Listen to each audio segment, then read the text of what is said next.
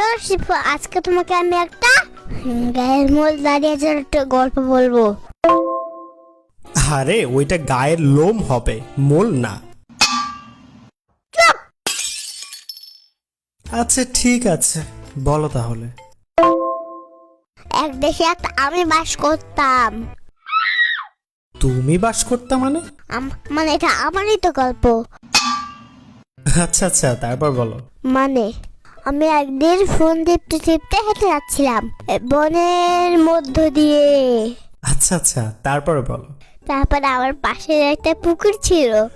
আচ্ছা আচ্ছা, তারপর? ওর আমার হাত থেকে ফোনটা পড়ে গেল। আচ্ছা আচ্ছা, তারপর? আমার মনটা খুবই খারাপ হয়ে গেল, আমার খুব কষ্ট লাগছিল। হাই রে, তারপরে কি হলো?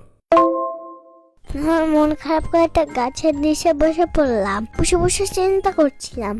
হঠাৎ হঠাৎ তুমিও পুকুরের ভিতরে পড়ে গেলা নাকি?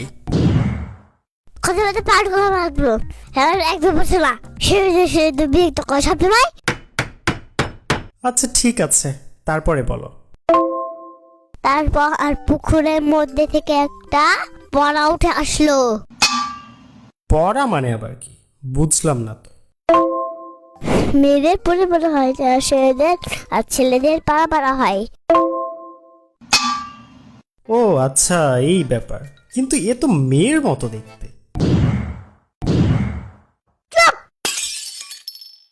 আচ্ছা যাই হোক, তারপরে কি হলো? পুরি বলল,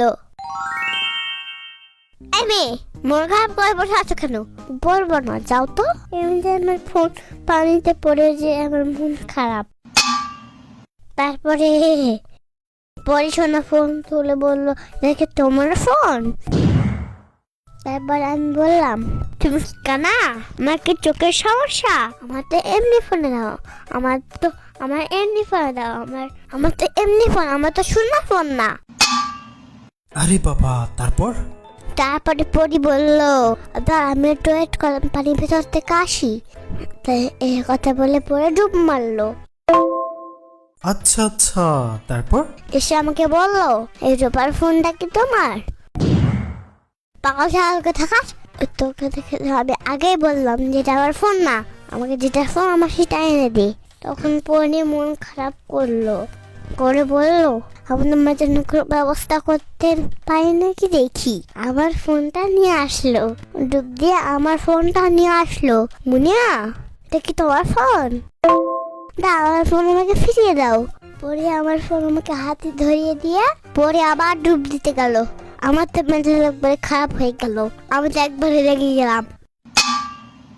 এই পরি, বাচ্চা পরি, আমি তো সততার পরিচয় দিয়েছি, আমাকে একটা ফোন দিয়ে সব ফোন নিয়ে যাচ্ছ কেন?